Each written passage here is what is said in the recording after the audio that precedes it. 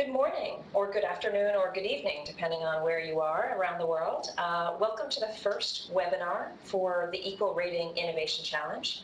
My name is Valerie Casey, and I lead up the Innovation Challenge team here at Mozilla.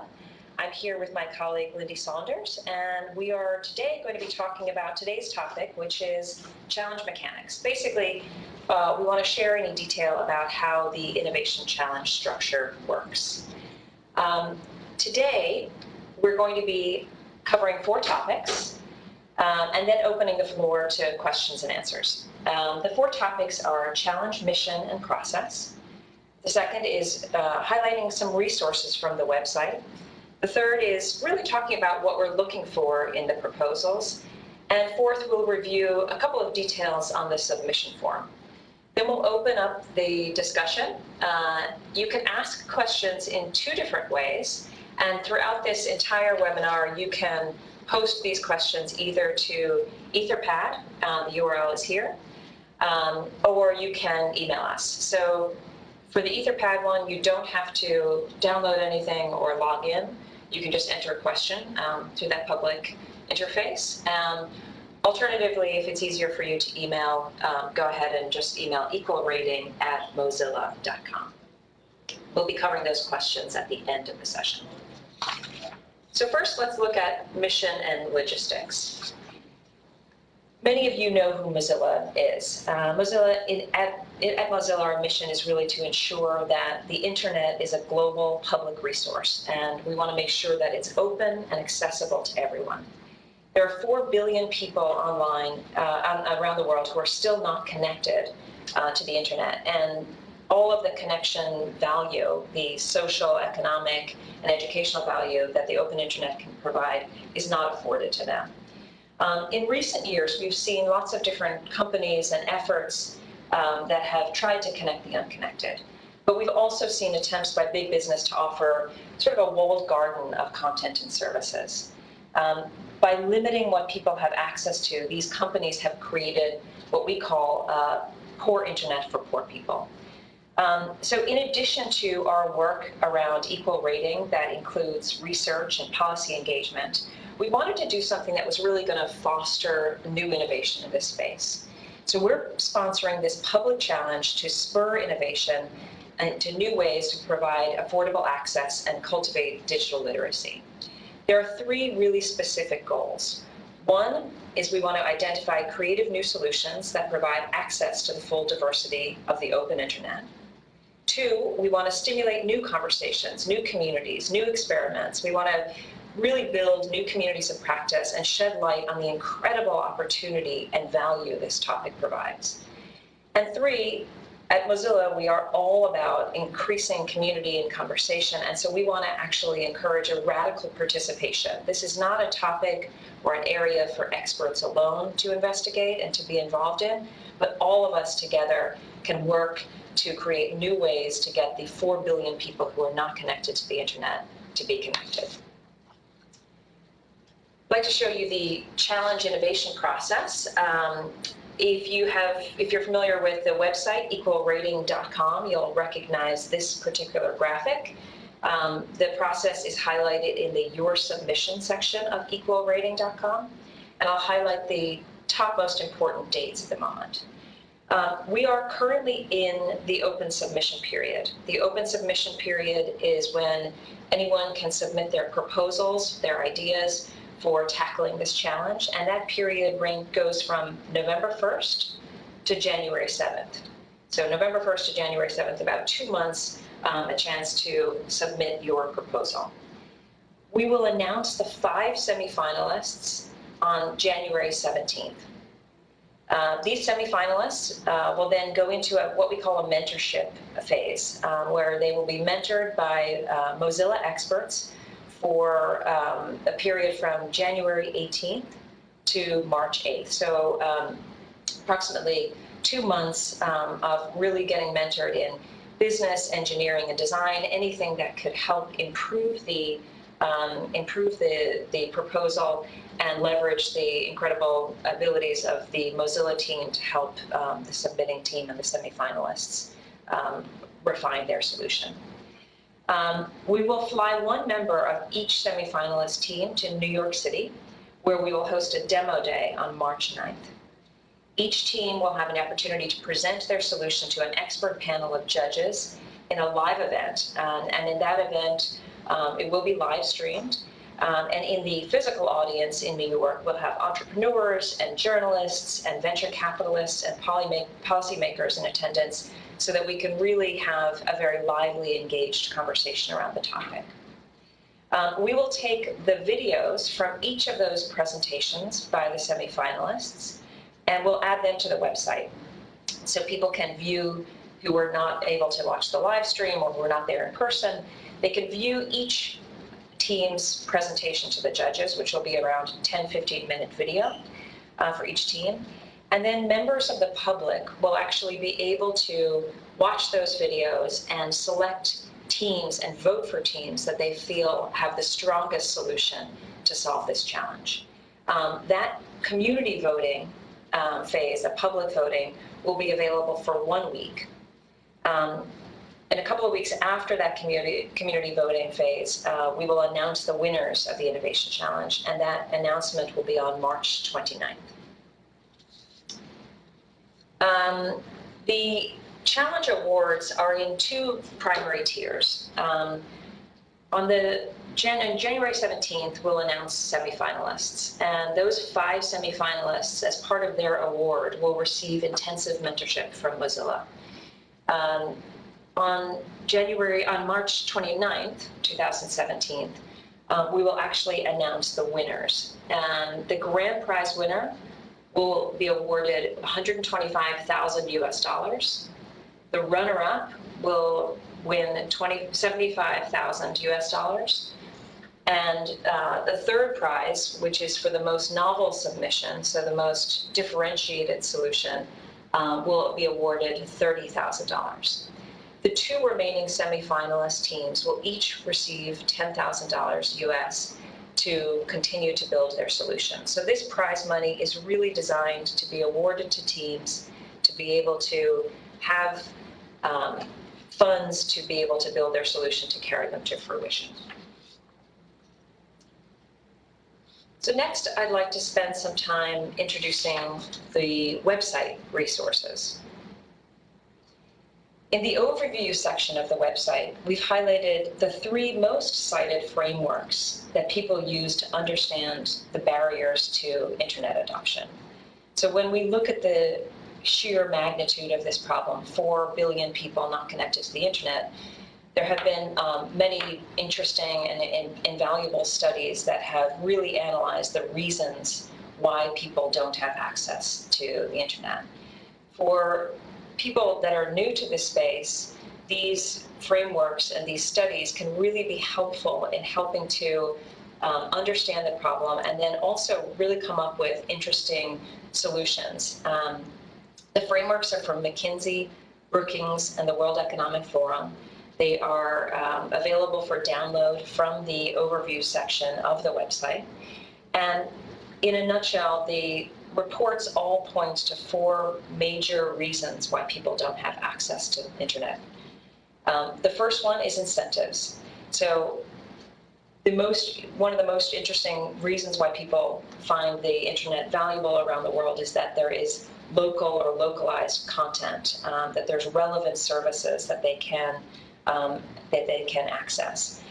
One of the barriers that these frameworks have described is that there's a lack of incentive, a lack of cultural or social acceptance, or a lack of relevant content. So content is a core area of future exploration where people can innovate around creating more interesting content for local communities. Another major barrier is low income and affordability. So the sheer price of data around the world and expensive prices and poverty that is associated with certain communities around the world is another barrier for people not having internet adoption. The McKinsey, Brookings, and World Economic Forum have also highlighted a category that they call user capability. And this is basically that people don't understand necessarily how to use this technology. There's a lack of digital literacy, and in fact, in sometimes there's a lack of sort of a trust of the value of this technology. And finally, many studies and many governments have been working on the fourth topic, which is around infrastructure. Limited access to bandwidth, underdeveloped IT networks throughout these different nations, limited spectrum availability. So there's some places that are just don't simply are so remote that they don't get access. So these four categories together provide a fuller picture for how to understand why people don't have access to, or why there are barriers to internet adoption. And we provided these three reports because we really believe that by reviewing the analysts' overviews on these, it can give you a new way to kind of understand and how to problem solve in this area.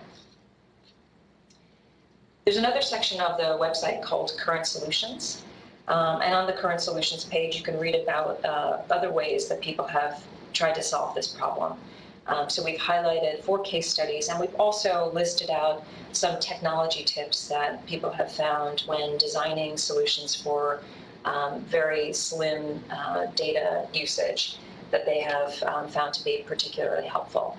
And so this is by no means a comprehensive list of all of the solutions that are in this space, but we have highlighted a few of them as a way to kind of spur future looking at different kind of models that have worked and to sort of incite new thinking from people investigating this space. Our key facts page, you'll find a treasure trove of reports and statistics and articles to get you ramped up quickly on the current issue. So on the left-hand part of the page, we've highlighted what we think are the most salient or important statistics. We have mapped them back to the reports, the 4 categories of the reports that I just talked about.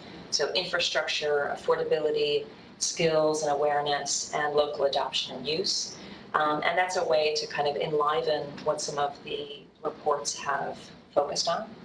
And on the right-hand side of the page, you'll find some really important articles and current reports on what's really happening in this space right now, and what are some of the complexities that arise when people try to come up with new solutions. So you'll see that in these sections of the website, what we're really trying to do is not provide a comprehensive resource that will answer every single question that someone that is new to the space or maybe familiar with this space has, but instead give a real jumping off point so that if you are interested in a particular aspect like digital literacy or like gender or like infrastructure, that there'll be plenty of resources to direct your further research and hopefully, again, spur new thinking, a new kind of novel way that we can problem solve that maybe hasn't been covered yet. The FAQ, or frequently asked questions section, is in the Your Submission section and answers, we hope, most, if not all of the questions that, that arise during this process. So everything from the requirements for teams to what should the prize money be used for is answered there. Hopefully we'll get some additional questions at the end of this webinar, but this is the FAQ section, which is under the Your Submission section, is a great first place to start and to really explore what are the questions that other people have asked already. Of course, if you ever have a question throughout this process that isn't answered on the FAQ, or you just need further elaboration, please don't hesitate to email equalrating@mozilla.com to ask those questions. So next, we're going to really talk about what we're looking for in the proposals. This is a topic area that we call a nascent space, which means that while there are some interesting experiments and great efforts by big companies and entrepreneurs and governments, it's very early on. People have not solved how to connect the unconnected yet. And so there are many different types of potential solutions to this complex challenge. And we have intentionally not locked down or created too many barriers in what we're looking for in this particular challenge. We expect to get a range of different kinds of proposals. We may get a proposal for a consumer product. We may get others for mobile services. Some people might propose new business models, or they may suggest different kinds of infrastructure proposals. What we want to do is to really help people explore this in a very creative and open way that really looks at the space from a new set of eyes, a new perspective. And that's why we've, again, deliberately left this very open. The award money may carry a team through to build their entire solution, or it may be just enough for them to put together an infrastructure proposal or a research project that will unlock new kinds of funding so that they can pursue further grants or proposals. So we really encourage people, regardless of what they're thinking about, to submit their proposals and really think very broadly about all the different ways that we may be able to tackle this challenge together.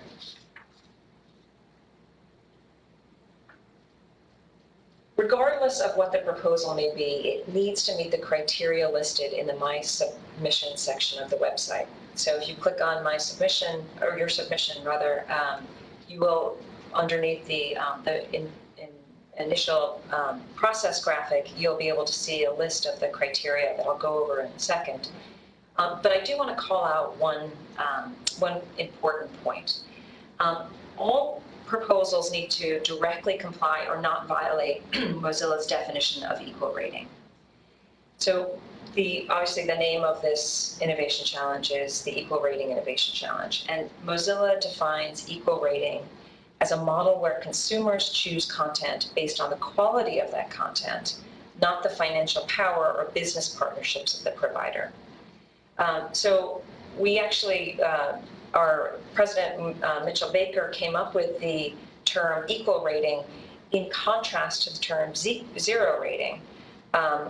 Zero rating allows certain content to be accessed, but not other content. We really want to empower users to choose the content that is most interesting and important and relevant to them. In a zero rating world, those decisions are made for the user and don't provide access to the full diversity of the open internet. Solutions may, in varying degrees, be held to the standard of equal rating. Your solution should not limit consumer choice. That's the bottom line. And what we really want to do is make sure that every solution, whether it's a mobile service or a consumer product or an infrastructure proposal or business model, that in no way should they limit the access that the end user has to content or any types of service on the internet. For those interested in equal rating, there's a section of the website that talks about equal rating called Our Goals. And we will also be hosting another webinar. If you have any questions on this topic, in the meantime, you can just email equalrating@mozilla.com, but we will be hosting an entire webinar detailing out the work on equal rating here at Mozilla that ranges from research to policy work to, of course, this challenge itself. Next, in terms of how judges will evaluate the submission, there are 6 main categories with different weights for each of the categories. So here you'll find the 6 categories. Scalability is the biggest consideration and will be 30% of the score.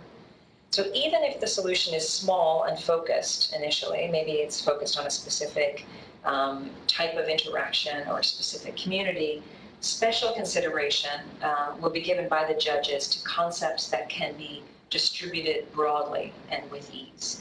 And so we really know that at the moment, many times communities will come up with innovative solutions, but they can only be applied to a very limited number of people in very specific circumstances. And so what we're hoping for in this challenge is to be able to take some of those really interesting small interventions and actually broaden their applicability to other communities. In part, we hope that through the mentorship period with Mozilla experts, we may be able to unlock some solutions so that they can be scaled more broadly. The second key aspect for judges that they'll be considering is the focus on user experience. And this is going to be 20% of the ultimate score. Solutions in this space have a long history of being developed in one part of the world and then sort of delivered or parachuted into local communities halfway around the world. And they often have little sensitivity and understanding of the lives of the actual people that they touch. So for this solution, we're really looking for this challenge, we're really looking for solutions that have a sensitivity and respect and knowledge about the target users or the customers or participants that the solution is actually focused on. And in some of the information you'll find in the key facts section, you can really explore some more detail around local communities if there's not a close one-on-one relationship with those communities. But we really want to make sure that we're being sensitive and not just sort of applying a Western perspective to other parts of the world. We're also doing tremendous outreach all around the globe to make sure that we're getting entrepreneurs in local communities everywhere to be able to participate in this. We're looking for differentiation. That's, again, 20% of the scoring. The judges will be looking for solutions that reflect an awareness of existing work in this space. So looking at current solutions will help with this. And we're looking for proposals that are different from existing products and services. And when I say different, it doesn't mean different for the sake of being different, but we hope that of the work that has been done in this space, that people can acquaint themselves with that work and build on the things that have been learned through some of these projects. The next categories are split evenly at 10% each. Acceleration, team, and community voting. So acceleration, consideration will be given to solutions that can be deployed into the market very quickly, so within 6 to 9 months or a year, and one where the prize money will have a significant impact in the ability of the team to be able to carry the solution forward. So we're really looking for ways that this particular challenge can support teams who are going to be aggressive in getting into the market. One of the ways that at Mozilla, when we create new products, we use a methodology where we like to quickly experiment with actual users. So we may not have a full solution that can be commercialized within 6 months to 12 months, but we really want to make sure that we're putting experiments and prototypes in with real users. And so similarly, in this category, we're asking that products and solutions, as well as prototypes and experiments, can be put into the market quickly. So we don't expect anyone to commercialize their entire solution in 6 to 9 to 12 months, but we really do hope that, that people will be able to prototype quickly with actual users. The fifth category is the team. So we're looking really to understand who the team that is behind the solution is. On the submission form that I'll go over in a minute, there are 2 team members minimum that are listed. But we're really interested in having a deeper understanding of how the team has worked together before, what kind of relevant skill set they might have that is related to the capabilities that will be required on this on your product solution, and to really understand how that team will work together. So there's a question on the submission form that addresses that. And lastly, as I mentioned throughout describing the process, we have community voting. So the judges will take into consideration the results of the 1 period of community voting. For the community voting, we are limiting the votes to a user being able to vote for only 1 team per day through that 7-day period. So any single user that comes to the website, member of the public that wants to vote through this community voting process will only have one vote per day that they can apply to one of the teams that are on the website, so one of the 5 semifinalist teams. Submission form. So the submission form is in the Your Submission section of the website. It's one single page, and it's designed to be as straightforward but comprehensive as we could make it, and hopefully not overly complicated or time-consuming to fill out. We've deliberately made it only one page. It is not a form that you can save and go back to, but we think that it is something that should be fairly manageable with limitations of word count, so that we're not asking for long essays or reports to be put here. We just want people to be as clear and open as they can be about how they're thinking about solving this important problem. There are 3 main areas of the submission form: team, solution, and a graphic. In the team section, we're asking for simple team information like the name of a member of the team, their contact information, email and phone number, a brief biography, and a link to an external site with the participants' credentials in some form.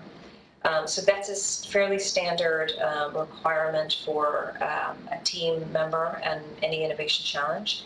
That URL that we're asking for, or some sort of credential, is usually something like a personal web page, a LinkedIn profile, an organization membership page, a GitHub account, something like that. We require that each submission is made by a team of at least 2 people. You can enter several more members of the team into the form. You don't have to list all the members of the team, but we do require at least 2 people.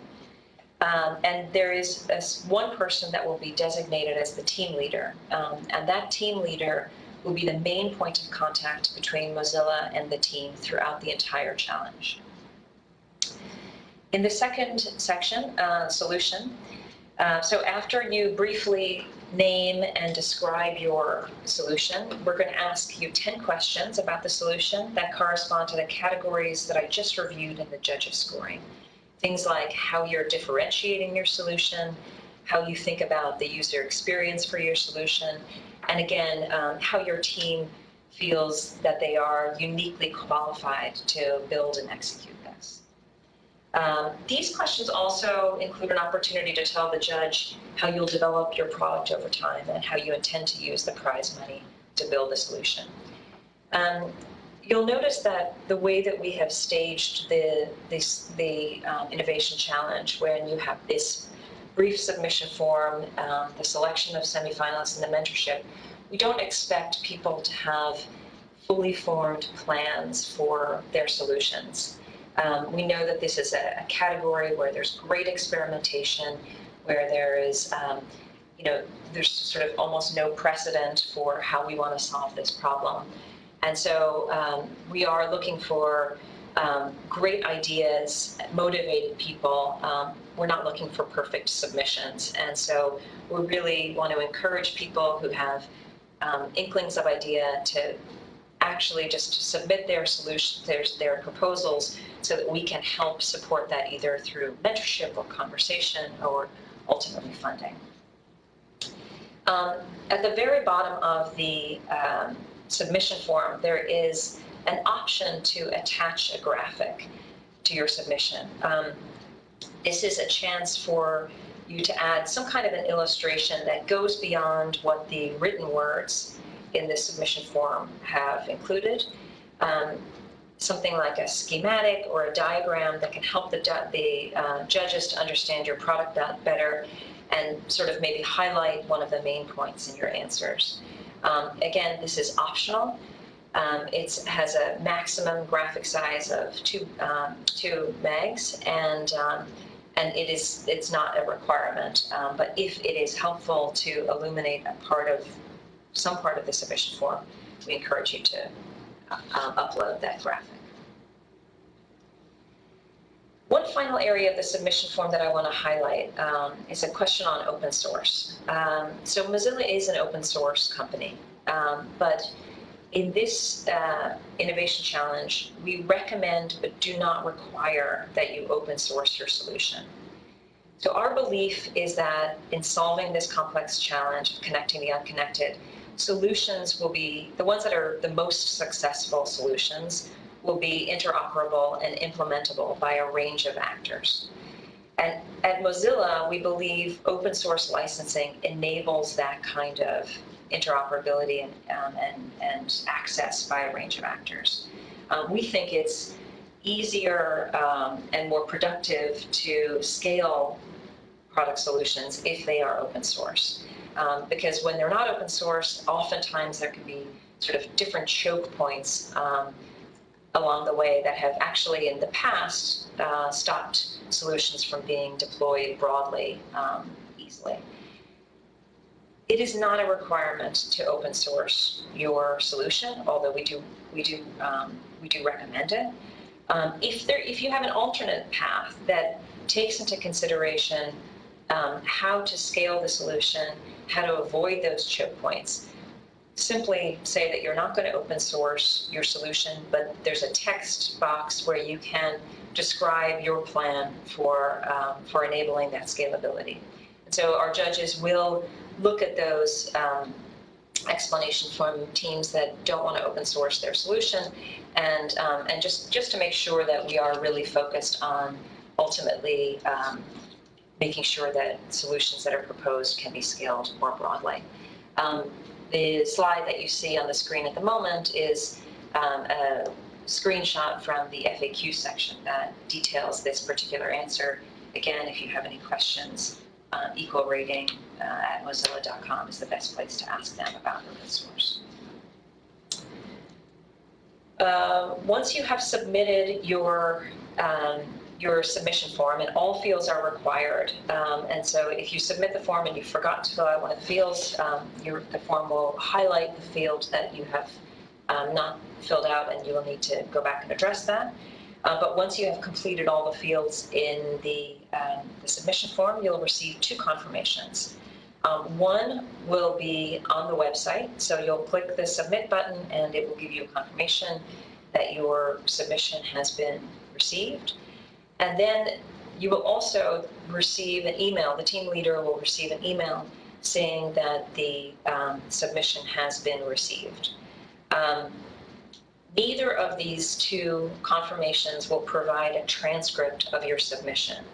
So we strongly recommend that you keep your answers to the submission questions that you don't just submit them in the submission form, that you have your own record of all of your answers for the questions on the website. Again, the email will not reproduce a transcript of your submission form. It will only record that your submission has been received. So we are now going to go into our open Q&A section. I know that some questions have already been submitted, but this is a chance to ask any questions that you have about any aspect of the challenge. Again, I do want to highlight that there are two upcoming webinars. One will be specifically focused on Mozilla's work and rationale around EqualRating. And another one of the webinars will be broadly looking at this space and highlighting some of the detail around the reports that I mentioned, and then diving really deeply into the content around barriers to internet adoption. And so those will be more specifically focused on the content of this particular challenge, and the questions that we hope to answer in this webinar are really focused on the mechanics of the innovation challenge. So with that, Lindsay, I'll ask you if you want to read out some of the questions that we have. Certainly. All right. Thank you so much for that overview, Valerie. That was great. So first question, I've already submitted to this competition before. Or I've already submitted to a competition before. Can I also submit to this one? Great question. A lot of innovation challenges will ask that submissions that have been either made or have won other competitions are not accepted. In this challenge, we are actually accepting all kinds of submissions. So if you have proposed a solution and entered it in a different competition, if you've entered it for different kinds of funding, or if you've talked about it publicly, it is still welcome in the Equal Rating Innovation Challenge. Even if you have been awarded funding in a different innovation challenge, provided that innovation challenge does not disallow you from entering it anywhere else, we are very open to accepting any solution. So yes, you are allowed to submit this challenge even if you have submitted or won money elsewhere. All right. Can I submit more than one concept?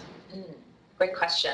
We've met with some really amazing entrepreneurs in Bangalore and Delhi and Cape Town who have actually asked us similar questions. They have been invested in this space and they've come up with lots of different angles and ways to try to solve this. And so the question is, can I submit more than one concept? Absolutely. Again, we don't think that there's any silver bullet. There's not going to be one solution or one company that comes up with a solution to solve this enormous challenge, probably one of the greatest challenges of our time. And so if you have more than one solution, we ask you just to make the full submission form and be as clear as you can about the details of that, of your concept. And absolutely, you're completely free to submit more than one solution. And can I be on more than one team? You can be on more than one team, yes. We do know that this funding and the publicity from this innovation challenge hopefully will support a team in actually building and deploying a solution. In our experience in making products that have gone out and made an impact in the marketplace, we know that it is incredibly time-consuming.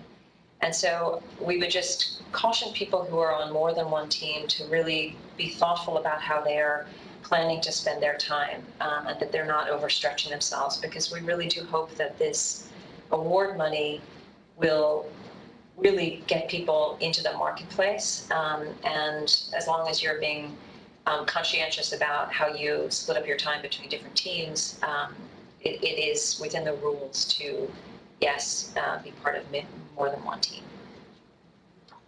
It's a good question. How would I know if my team has been selected as a semifinalist? Okay, so the semifinalists will be announced a couple of weeks after the open submission period. So the open submission period, just to remind people, is November 1st through January 7th. We will announce the semifinalists on January 17th, so about 10 days after submissions close. And a couple of days, we don't want to say a specific day, but we would expect 2 or 3 days before January 17th, we will email and call the team leader of the semifinalist team that have been selected by the judges. So sometime between the 14th, 15th, or 16th, we will get in touch with the 5 semifinalists.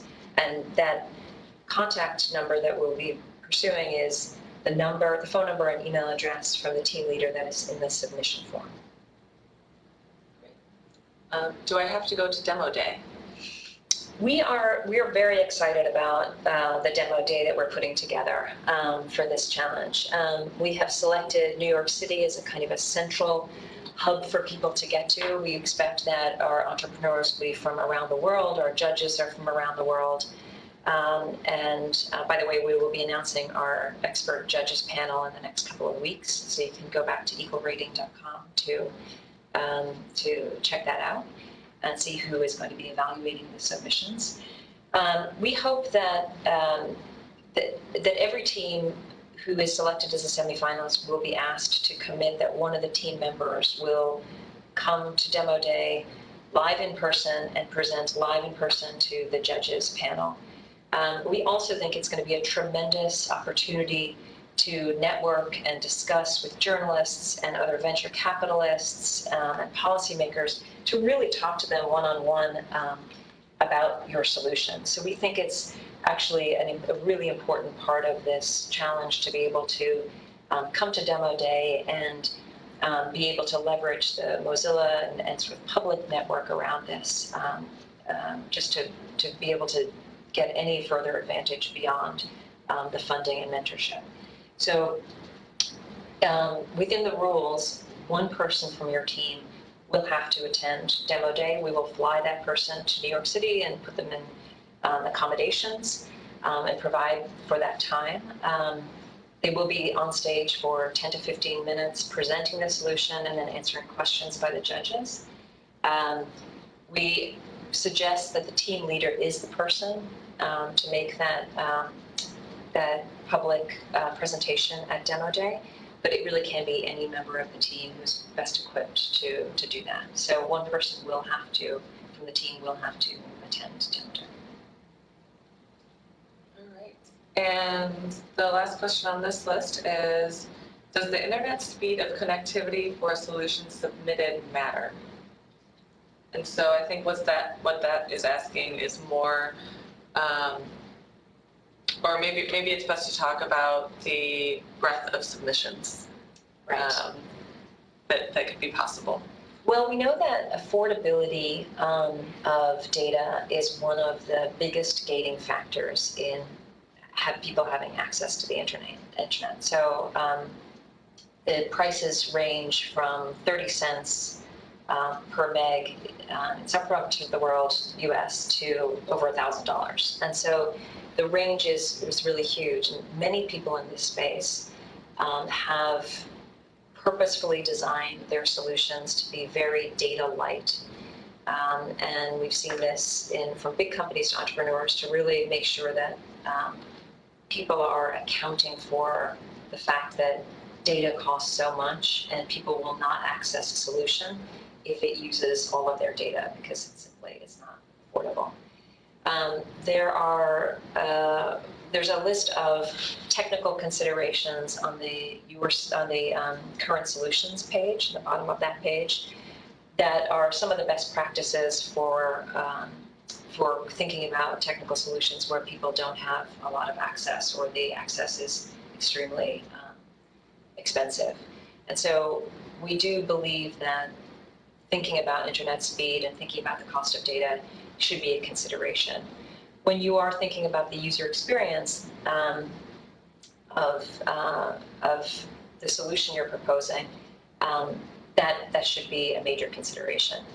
The other thing is that, some people might come up with an amazing algorithm to reduce the file size of videos that are streamed over the internet. Other people might come up with a business proposal to partner with telcos. Other people might come up with an investment proposal for governments around infrastructure. We expect that there will be lots of different kinds of solutions. Not all of them will need to address data consumption or internet speed. Some of them might be providing services that support affordability further down the line. And so it is really important to know about those, but we don't expect that everyone will be making mobile services that are using data or relying on internet access as their primary consideration. Some might be more supporting points. All right, that comes to the end of our questions. Great, and that's from both Etherpad and email. Yeah. Okay. Well, if you are listening to this recording at a later date and you haven't had a chance to ask a question live here in our interactive session, please don't hesitate to email us. Our email address is equalrating@mozilla.com. We've already gotten great questions and had great conversations with people who have gotten in touch. We are extremely open to talking about any of the issues that are related to this topic area. We also are happy to go through any of the submission form questions that are are confusing, or if people want feedback on answering any of those questions, happy to review any of the details that are listed in the FAQ section to make sure that people feel like they are able to be compliant with what we've recommended for the challenge. So again, that communication, very simple on email. And then also, please check the website, equalrating.com, frequently, because we are posting blog posts. We are going to be advertising the many events we're having with entrepreneurs all around the world. We also will be hosting 2 more webinars that really dive deeply into the specific content that we're trying to solve for here. And we will also be announcing the judges and eventually the semifinalists, and keeping you up to date on the general process as well.